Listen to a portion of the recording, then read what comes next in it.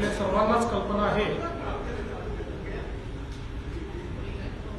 लोकसभेच्या निवडणुकीकरता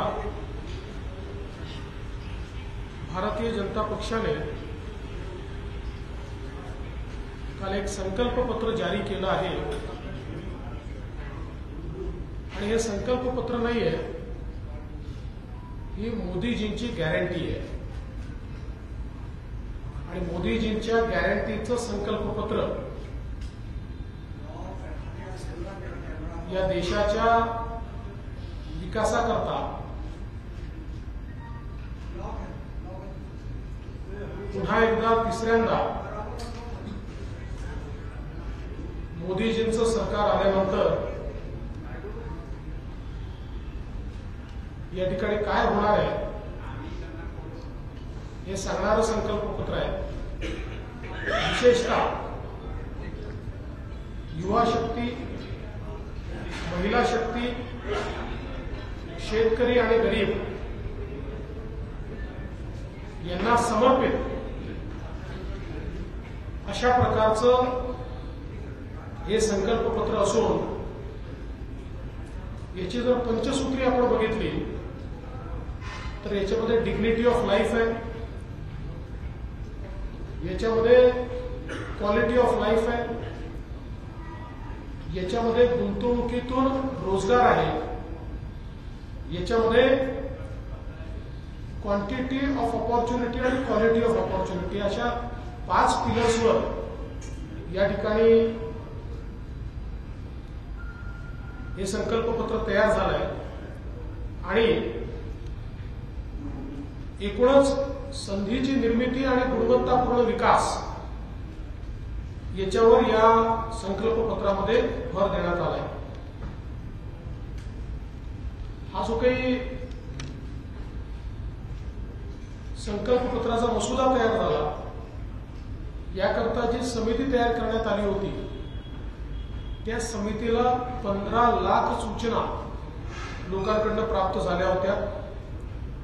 नमो ॲपवर 4 लाख सूचना प्राप्त झाल्या होत्या आणि वेगवेगळ्या व्हिडिओजवरून 10 लाख सूचना या प्राप्त झाल्या होत्या। त्यामुळे देशभरामध्ये अतिशय व्यापक अशा प्रकारचं चर्चेतून हे संकल्पपत्र इव्हॉल्व्ह झालं आहे आणि त्यातनं मोदीजींच्या गॅरंटी समोर आल्या। यामध्ये विशेषतः गरीब वर्गांकरता पुढचे 5 वर्ष 80 कोटी लोकांना रेशनचं अन्न हे मोफत देण्याचा संकल्प करण्यात आलेला आहे, त्याची गॅरंटी देण्यात आलेली आहे। आयुष्यमान भारतच्या अंतर्गत 5 लाखापर्यंतचा इलाज मोफत देण्यात आलेला आहे आणि 70 वर्षावरचे जेवढे नागरिक आहेत यांना युनिव्हर्सली म्हणजे त्यांच्याकडे इन्कम किती आहे वगैरे याचा विचार न करता त्यांना युनिव्हर्सली या ठिकाणी मोफत उपचार देण्याचा निर्णय झाला आहे। ट्रान्सजेंडर्सचाही समावेश आता आयुष्यमान भारतमध्ये झालेला आहे।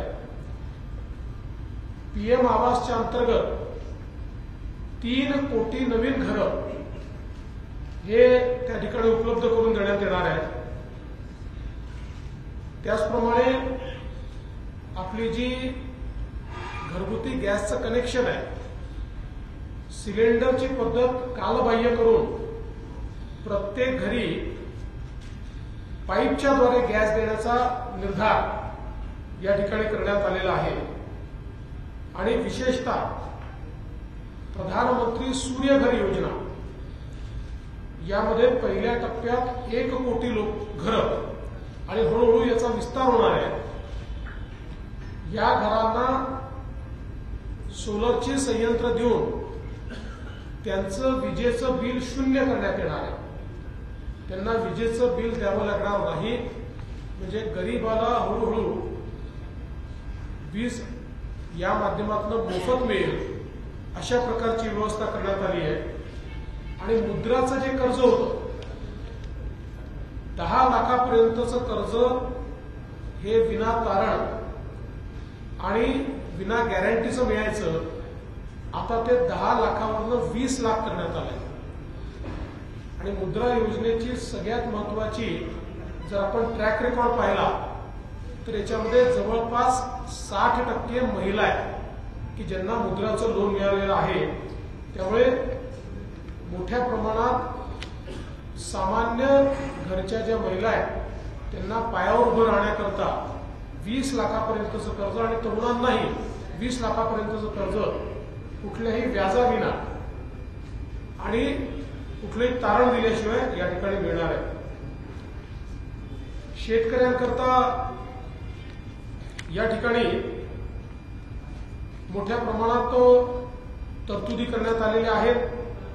विशेषतः पीएम किसानच्या अंतर्गत 6,000 रुपये हे पुढचे 5 वर्ष देखील देण्यात येतील. आपल्याला कल्पना आहे महाराष्ट्र सरकार त्यात 6,000 रुपये टाकते, ते महाराष्ट्रात 12,000 रुपये आपण देतो. त्याचप्रमाणे जो आपला पीएम पीक विमा आहे त्याला अजून सुदृढ करण्यात येईल, त्याला अजून मजबूत करण्यात येईल. आणि यासोबत गेल्या 5 वर्षामध्ये प्रमुख पिकांच्या एमएसपी मध्ये मोठ्या प्रमाणात वाढ करण्यात आली आहे. पुढच्याही 5 वर्षामध्ये भरघोस वाढ ही एमएसपी मध्ये करण्याचा निर्धार याच्यामध्ये करण्यात आलेला आहे. डाळी आणि खाद्यतेलामध्ये आत्मनिर्भरता आणण्याचा याच्यामध्ये विचार आहे. आणि भाजीपाला उत्पादन वाढलं पाहिजे, पण हे नाशिवंत असल्यामुळे त्याच्या स्टोरेजची एक पूर्ण इन्फ्रास्ट्रक्चर उभं करायचं, जेणेकरून भाजीपाला उत्पादकांना त्यांच्या जो काही माल उत्पादित होतो त्याला जास्त शेल्फ लाईफ मिळेल आणि त्यांना जास्त चांगले पैसे त्यातून मिळू शकतील. हा देखील एक प्रयत्न आहे. मिलेट्स किंवा ज्याला श्री अन्न म्हटलेलं आहे, या श्री अन्नाला सुपरफूड म्हणून मार्केट करायचं जगभरामध्ये, असं या ठिकाणी निर्णय झालेला आहे. विशेषतः नैसर्गिक शेतीचा मोठ्या प्रमाणात विस्तार करायचा, या दृष्टीने एक कार्यक्रम आखण्यात आलेला आहे.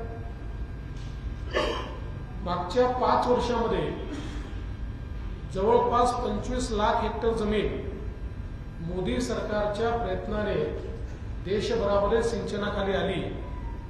आणि आता पुन्हा सिंचन क्षेत्राचा विकास करण्याकरता भरघोस अशा प्रकारचा निधी हा देण्यात येणार आहे. सहकारी क्षेत्रामध्ये विशेषतः ज्या प्राथमिक सोसायट्या आहेत यांचं बळकटीकरण करायचं आणि त्यांच्या माध्यमातून गावोगावी धान्याची साठवणूक करण्याकरता आणि इतरही सगळ्या गोष्टींकरता गोडाऊन्स तयार करणं आणि इन्फ्रास्ट्रक्चर तयार करणं याकरता काम करण्यात येणार आहे. विशेषतः नॅनो युरिया हा एक मोदी सरकारचा अतिशय सफल प्रयोग आहे, ज्याच्यामुळे युरियाचा उपयोग हा कमी होतोय आणि उत्पादकता देखील वाढते आहे. त्या संदर्भात मोठ्या प्रमाणात काम करण्यात येणार आहे. आणि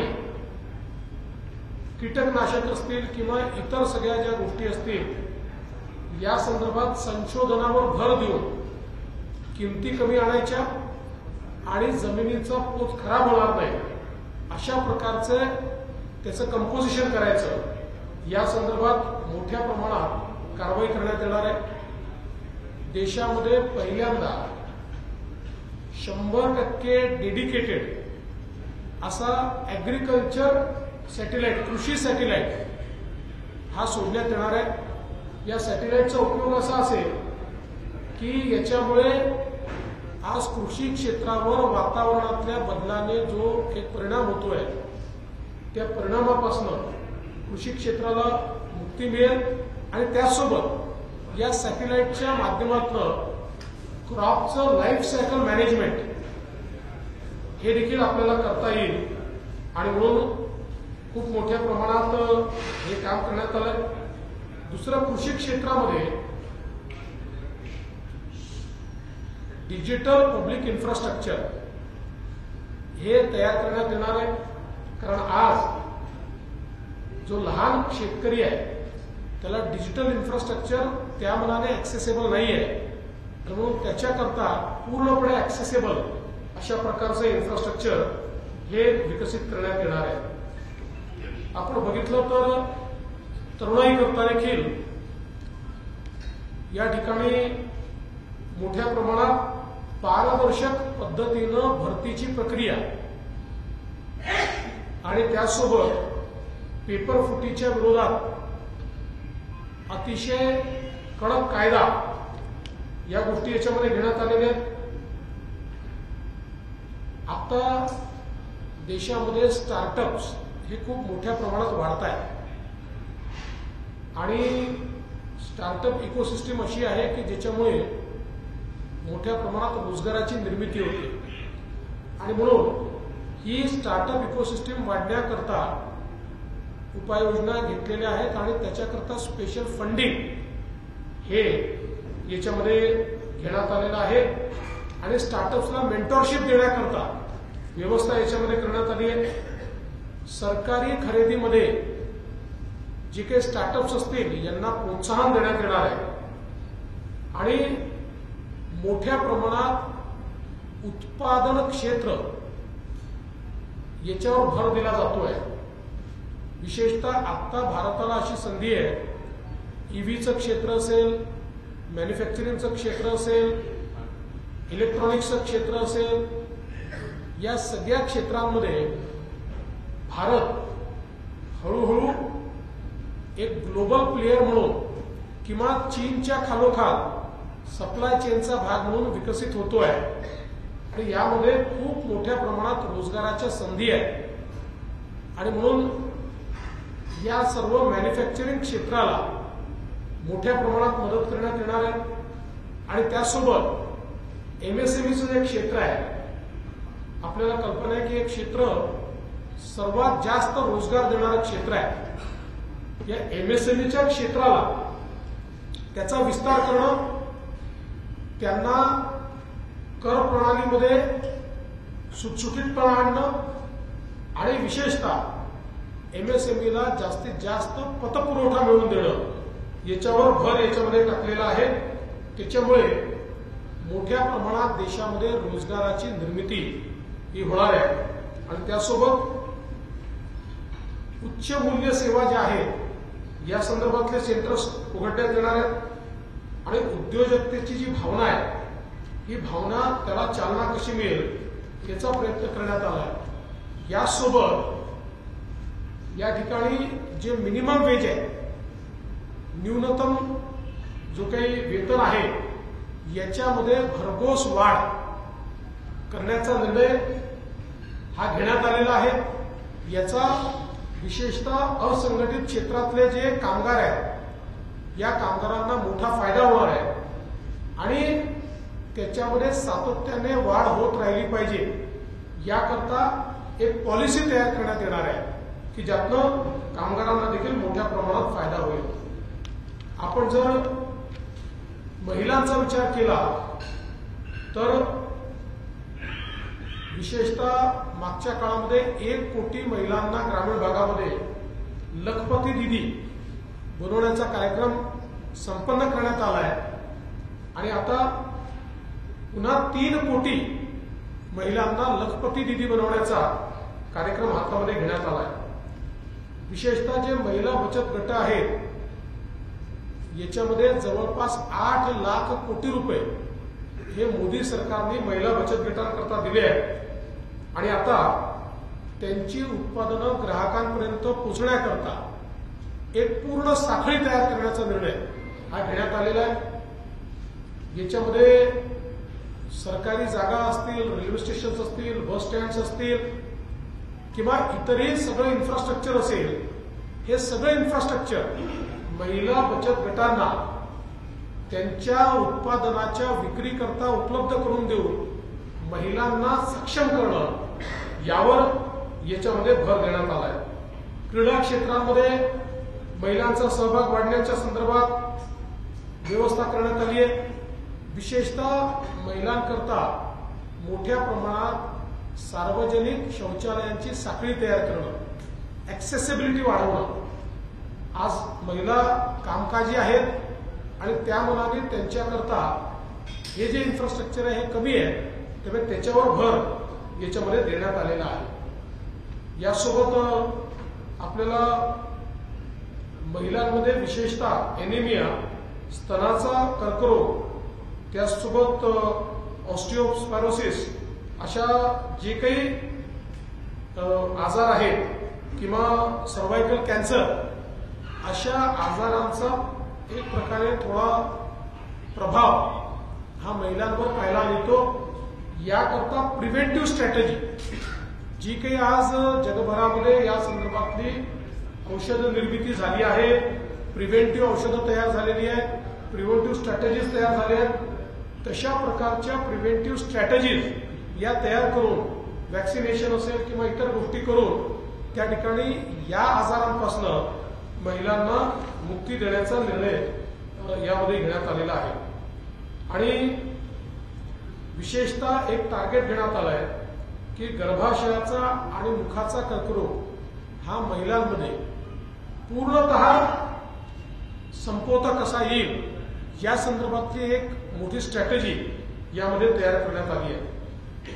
नारी शक्ती वंदन कायदा, ज्या कायद्याच्या माध्यमातून महिलांना लोकसभेमध्ये आणि विधानसभेमध्ये दोन्हीकडे आरक्षण मिळणार आहे, त्याची अंमलबजावणी आता या काळामध्ये करण्यात येणार आहे.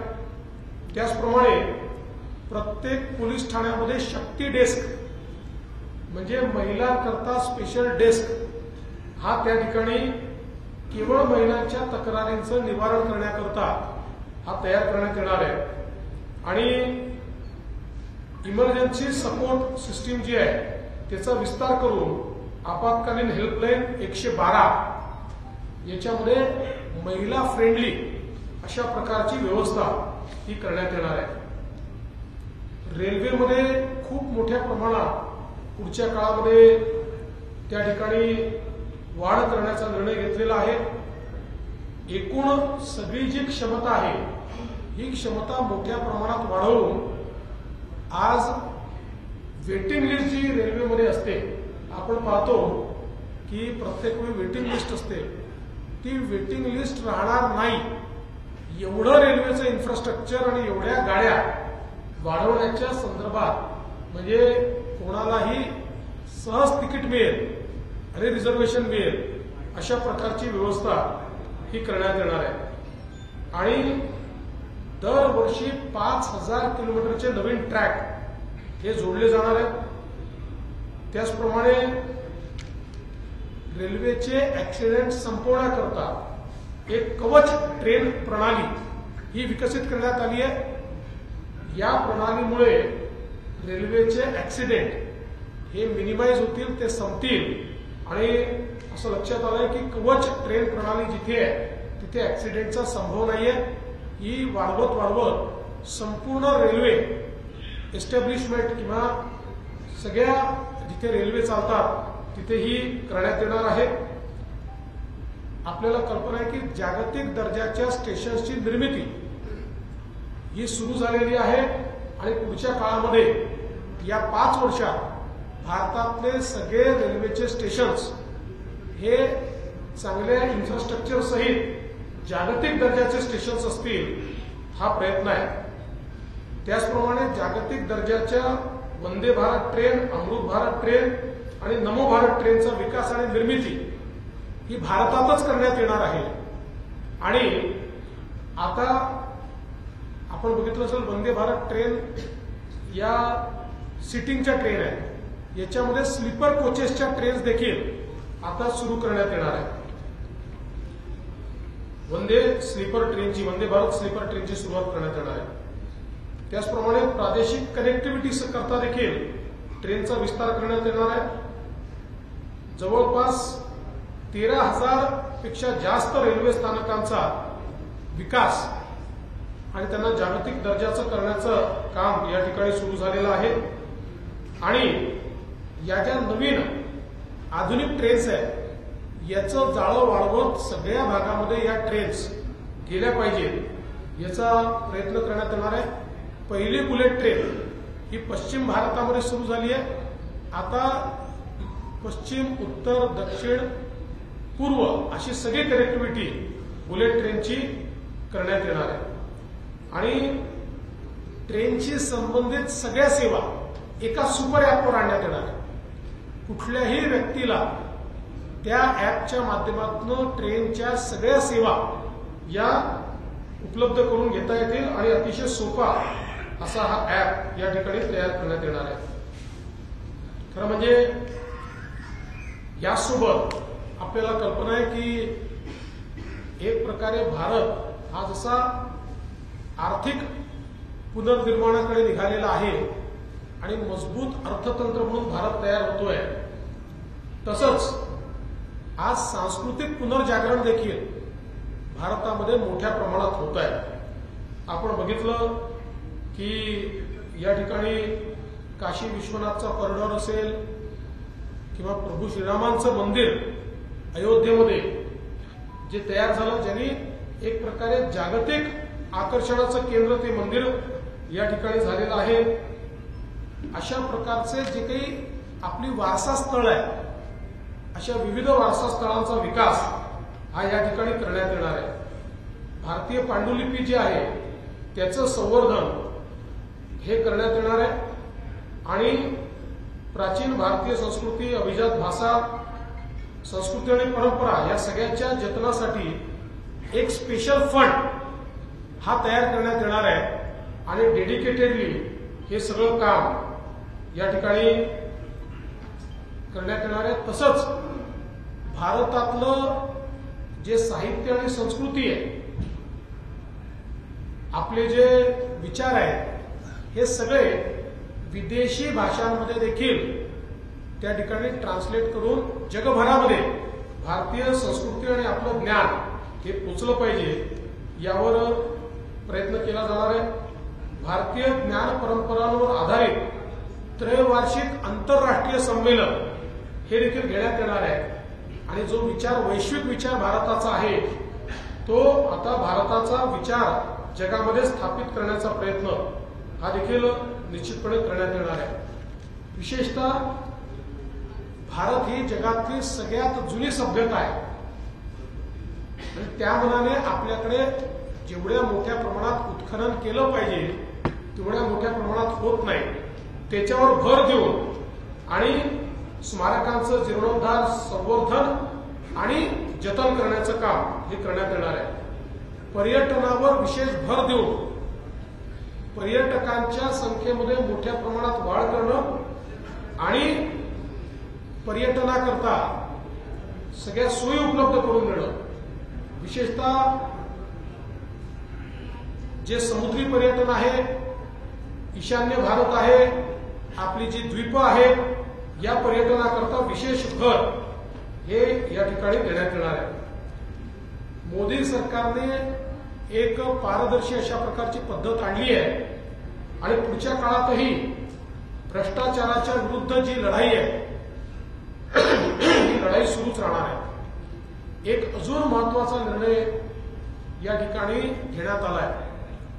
आपल्याला सगळ्यांना कल्पना आहे की भारतीय राज्यघटनेच्या अनुच्छेद 44 मध्ये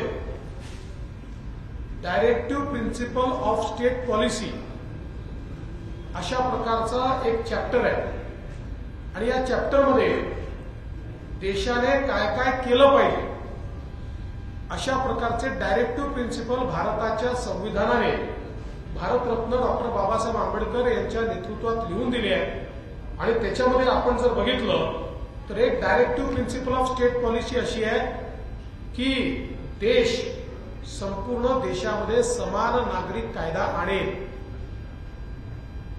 म्हणजे भारतरत्न डॉक्टर बाबासाहेब आंबेडकरांना अपेक्षित होतं आणि म्हणून त्यांनी संविधानामध्ये हे डायरेक्टिव्ह प्रिन्सिपल मध्ये लिहिलेलं आहे की समान नागरिक कायदा तयार केला पाहिजे आणि तो देश करेल। इतके वर्ष तो होऊ शकला नाही, आता संविधान येऊनही 75 वर्ष या ठिकाणी पूर्ण होणार, पण तो येऊ शकला नाही। पण आता तोच समान नागरिक कायदा हा येणार आहे आणि या समान नागरिक कायदा आल्यामुळे सर्वात जास्त फायदा महिलांना होणार आहे, कारण सगळ्यात जास्त अधिकार हे त्याच्यामुळे महिलांना मिळणार आहे.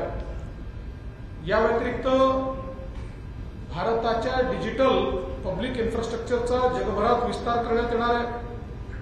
कारण आपल्याला कल्पना आहे की आपण जी सिस्टीम उभी केली, आज आपण पाहतो आपल्याकडे भाजीवालाही त्या ठिकाणी QR कोड ठेवतोय आणि डिजिटल पेमेंट होत आहे. जगाने आपल्या डिजिटल इन्फ्रास्ट्रक्चरचं या ठिकाणी स्वागत केलं आहे. आता आपलं डिजिटल इन्फ्रास्ट्रक्चर जे भारताने तयार केलंय हे जग मागतंय आणि त्यामुळे जगामध्ये भारताचं डिजिटल इन्फ्रास्ट्रक्चर देऊन एक मोठी संधी देखील आपल्याला त्यातून मिळणार आहे आणि भारत या क्षेत्रामध्ये अव्वल नंबरवर येणार आहे. आणि म्हणून त्या दृष्टीने आता आपण काम करतो आहे. योग आणि आयुर्वेदाचा प्रचार हा मोठ्या प्रमाणात आपण करतोय. या संस्थांचा विस्तार आपण मोठ्या प्रमाणात करतोय. त्याचबरोबर या ठिकाणी भारतातनं आपला जो ऐतिहासिक ठेवा हा विदेशामध्ये मागच्या काळामध्ये गेलाय, तो भारतात परत आणण्याकरता विशेष प्रयत्न हे या ठिकाणी केले जाणार आहेत. आणि जगातल्या जे प्रमुख शैक्षणिक संस्था आहेत उच्च शिक्षणाच्या, त्यामध्ये भारतीय भाषांच्या अभ्यासाची व्यवस्था जगात ही करण्याचा निर्णय देखील या ठिकाणी घेण्यात आलाय. भारतीय सभ्यतेच्या स्मारकांचं पुनरुज्जीवन करण्यात येणार आहे. आणि यासोबत विशेषतः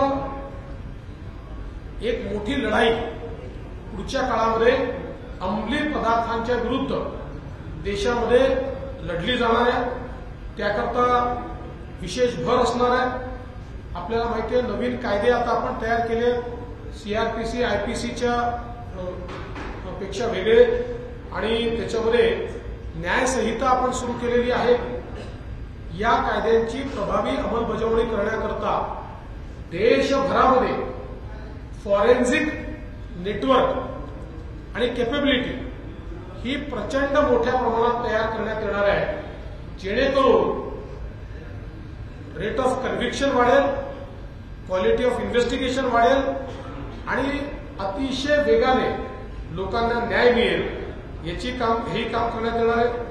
CAA ची अंमलबजावणी जी आहे ती मोठ्या प्रमाणात करण्यात येईल आणि सशस्त्र दल आणि केंद्रीय सशस्त्र पोलीस दलाची जी क्षमता आहे ती क्षमता ही वाढवण्यात येणार आहे.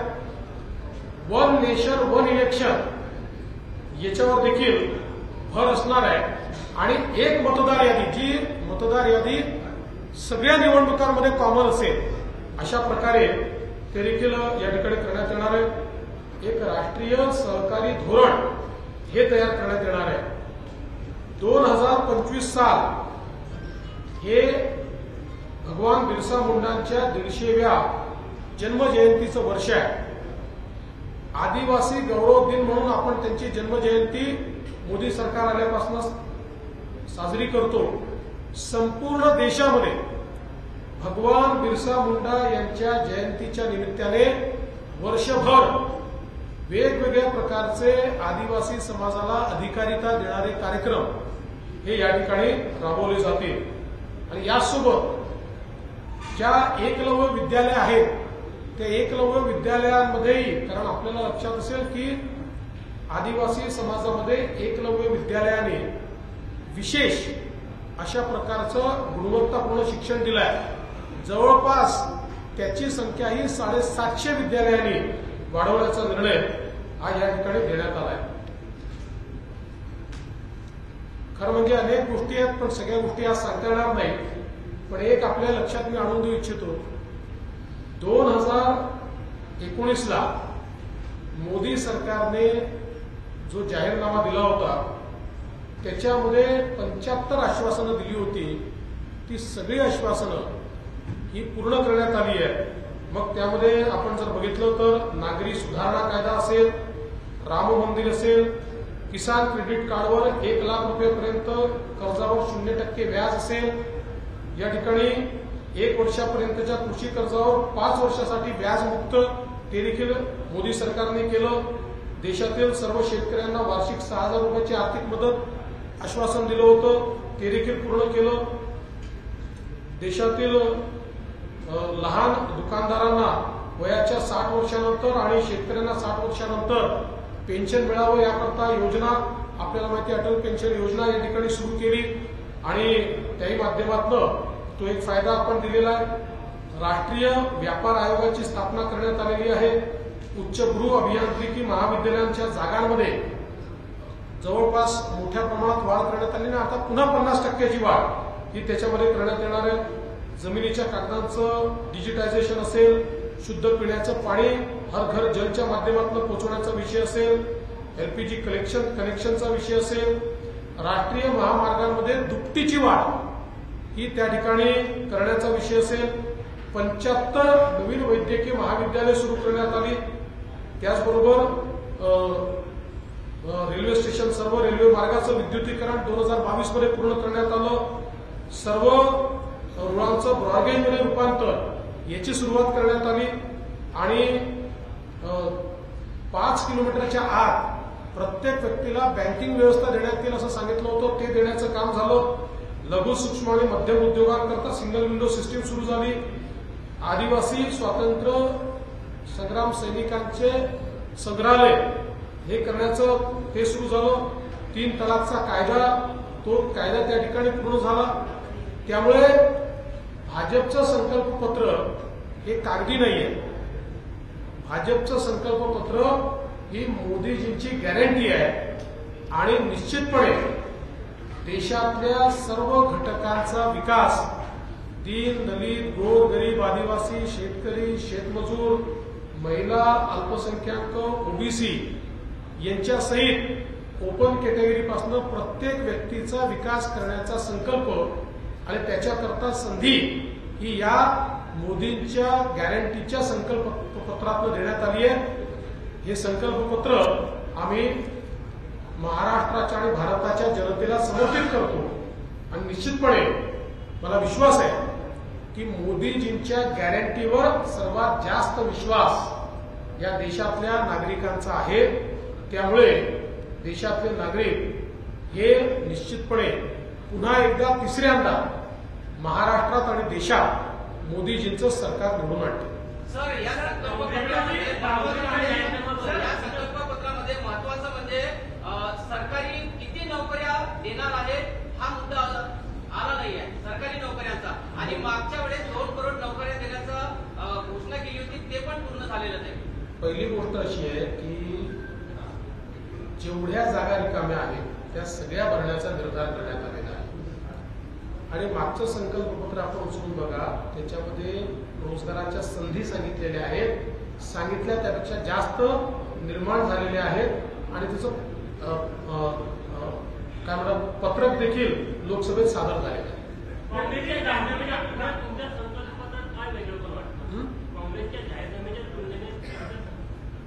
असं आहे की काँग्रेसचा जो जाहीरनामा आहे हा फेल्ड जाहीरनामा आहे. याचं कारण काँग्रेस यापूर्वी छत्तीसगडला निवडून आली होती, जाहीरनाम्यातली एकही गोष्ट पूर्ण केली नाही. राजस्थानला निवडून आली होती, जाहीरनाम्यातली एकही गोष्ट पूर्ण केली नाही. हिमाचलमध्ये निवडून आले, जाहीरनाम्यातली एकही गोष्ट पूर्ण केली नाही. आताही कर्नाटकमध्ये निवडून आले तर जाहीरनाम्यातली एकही गोष्ट त्यांनी पूर्ण केलेली नाही. त्यांच्याकरता जाहीरनामा कागद आहे, आमच्याकरता ती मोदीजींची गॅरंटी आहे. देवेंद्र जी, राहुल गांधी ने ट्वीट किया है कि संकल्प पत्र और मोदी जी के भाषण में 2 शब्द गायब है, बेरोजगारी और महंगाई. और खड़गे जी ने कहा है कि बीजेपी की गारंटी ये जुमले की वारंटी है. तो इस संबंध में क्या कहेंगे, दोनों सवाल के जवाब? देखिए, पहली बात तो यह है कि मैं राहुल जी को दोष नहीं दूंगा क्योंकि वो पढ़ते ही नहीं है, तो इसलिए इसमें क्या आया है उनको पता ही नहीं है. किसी ने उनको लिख कर दे दिया होगा. मैंने तो अभी आपको बताया रोजगार के कितने अवसर इसमें है, किस प्रकार से लोगों को फायदा मिलने वाला है, तो सारी चीजें इसमें आई है. तो मुझे लगता है कि राहुल जी अगर पढ़ लेते और पढ़कर इसके ऊपर अपना मत व्यक्त करते तो शायद उसका जवाब भी हम दे देते. और खड़गे जी से मेरा इतना ही निवेदन है, खड़गे जी देश का छोड़ दीजिए, आप तो कर्नाटक से कांग्रेस के अध्यक्ष हैं। कर्नाटक में आपने दिया हुआ कोई भी वादा आप पूरा नहीं कर पाए। अब आपके लोग ये कहते हैं कि वादे पूरे करने के लिए नहीं होते।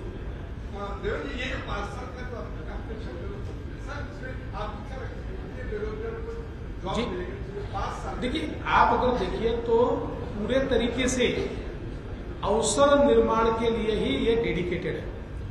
मतलब अगर इसको हम नटशेल में इसके हाइलाइट्स की ओर जाएंगे तो आपके ध्यान में आएगा कि देश को मैन्युफैक्चरिंग हब बनाएंगे तो रोजगार की निर्मित होने वाली है, स्टार्टअप इकोसिस्टम तैयार करेंगे तो रोजगार की निर्मित होने वाली है, इंफ्रास्ट्रक्चर तैयार करेंगे तो रोजगार की निर्मित होने वाली है, डिजिटल इंफ्रास्ट्रक्चर तैयार करेंगे तो रोजगार की निर्मित होने वाली है, कृषि क्षेत्र में रोजगार की निर्मित होने वाली है, सहकार क्षेत्र में रोजगार की निर्मित होने वाली है। तो कुल मिलाकर अगर इसको अलग अलग तरीके से देखें तो मैं ऐसा कहूंगा कि रोजगार के लिए समर्पित इस प्रकार का ये मोदी की गारंटी का पत्र है।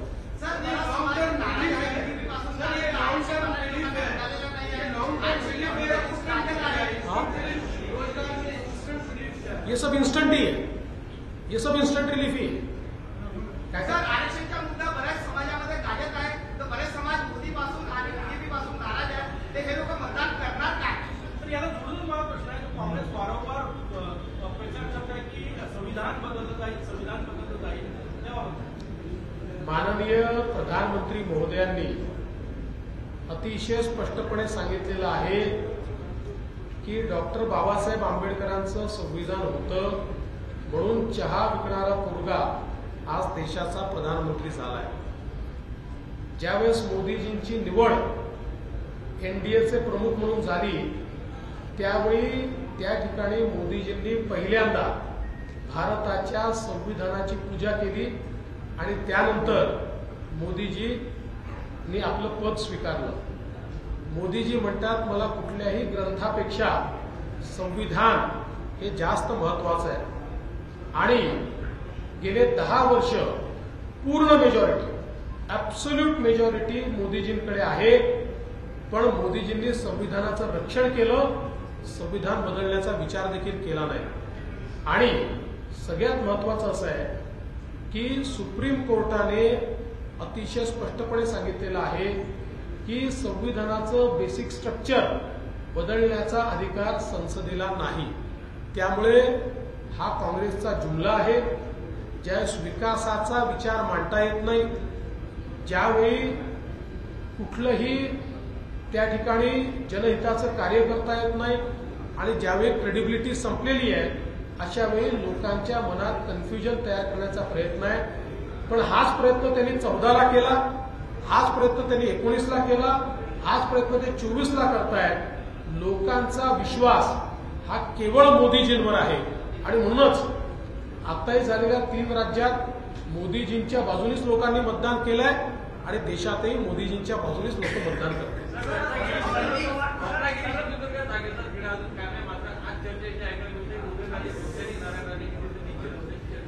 असं आहे की त्या संदर्भात मी वेगळं बोलेल। आता आपण संकल्पपत्रावर आहोत।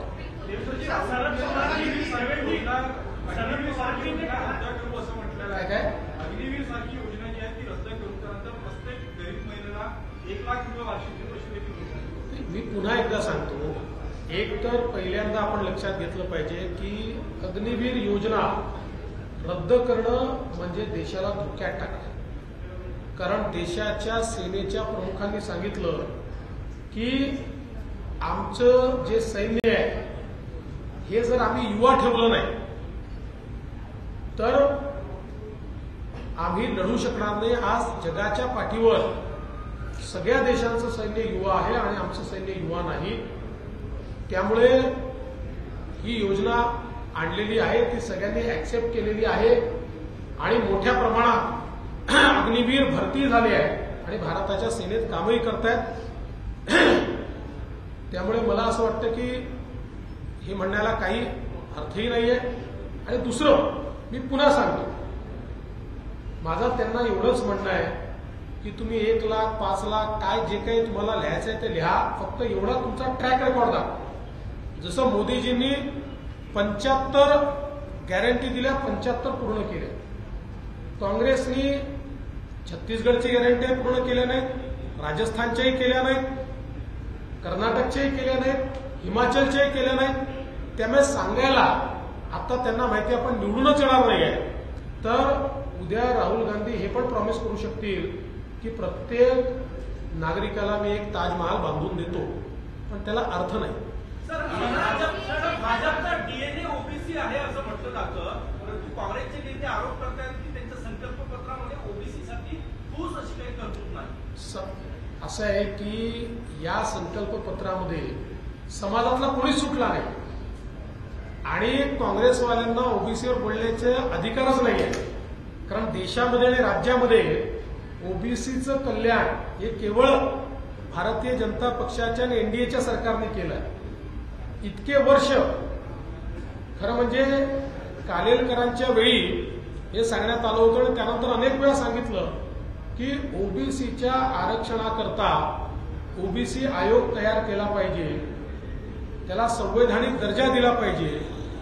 परंतु काँग्रेसच्या सरकारने 70 वर्ष ओबीसी आरक्षणाकरता संवैधानिक आयोग तयार केला नाही. तो आयोग नरेंद्र मोदीजींनी तयार केला.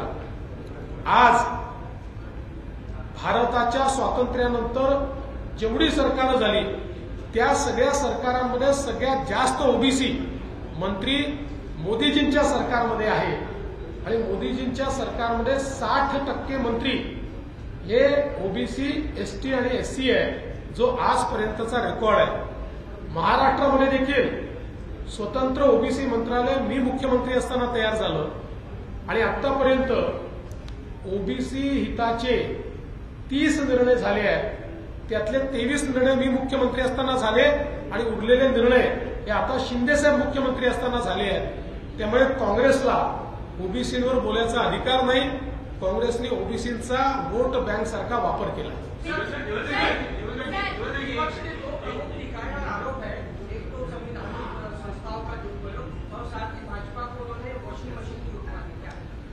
देखिए ये सारी चीजें वो बोलते रहते हैं, लेकिन दुनिया जानती है पारदर्शी प्रामाणिकता के साथ देश में किसी ने काम किया होगा तो नरेंद्र मोदी जी ने किया. प्रचार ऐसा भी किया जा रहा है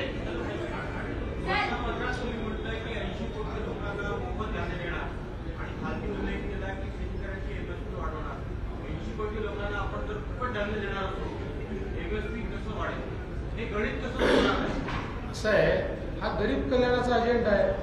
लोक कल्याणकारी अशा प्रकारचे राज्य आहे.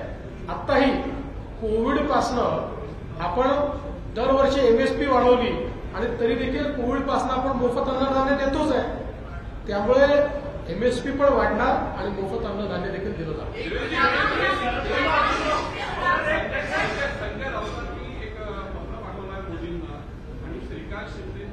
कोण संजय राऊत? तुम्ही काय क्वालिटीच्या माणसांबद्दल थोडंसं माझा स्तर पाहूनही थोडं विचार.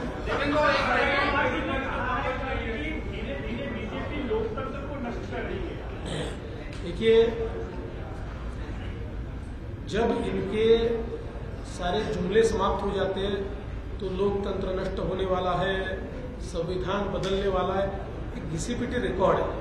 अब लोगों का भी इस पर विश्वास नहीं.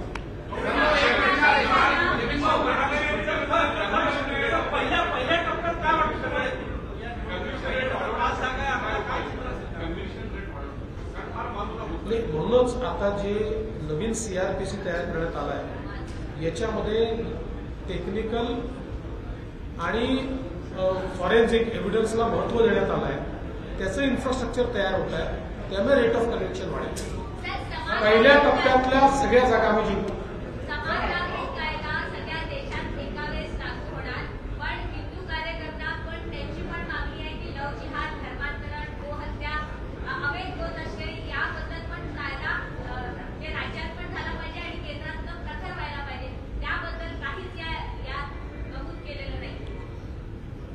गोवंश हत्या बंदीचा कायदा हा लागूच आहे. तो महाराष्ट्रातही आहे, तो देशातल्या सगळ्या राज्यांनी केलेला आहे. कारवाई होतेच आहे, त्याच्यावर कारवाई केलीच जाते आहे आणि कायदा देखील आहे. ये चुनाव आखिरी है, ऐसा भी प्रचार किया जा रहा है आपके विरोधों को हाँ? ये चुनाव आखिरी चुनाव है, अगर मोदी सरकार चुनकर आ जाती है, ऐसा भी प्रचार किया जा रहा है विरोधों को। देखिए, ये मूर्खतापूर्ण है, यानी इस बात का जवाब भी देना मूर्खतापूर्ण है। अरे भारत की खून में लोकतंत्र है। दुनिया को जब लोकतंत्र पता नहीं था तब भारत को लोकतंत्र पता था, और भारत का लोकतंत्र समाप्त करने का प्रयास इंदिरा जी ने किया था। इंदिरा जी ने लाखों विपक्ष के कार्यकर्ताओं को, नेताओं को 2 साल जेल में बंद रखा। बावजूद उसके इंदिरा जी भारत का लोकतंत्र समाप्त नहीं कर पाई, कांग्रेस भारत का लोकतंत्र समाप्त नहीं कर पाई। ये भारत का लोकतंत्र कोई समाप्त नहीं कर सकता, और मोदी जी तो इस लोकतंत्र के पुरोधा है। चला, धन्यवाद।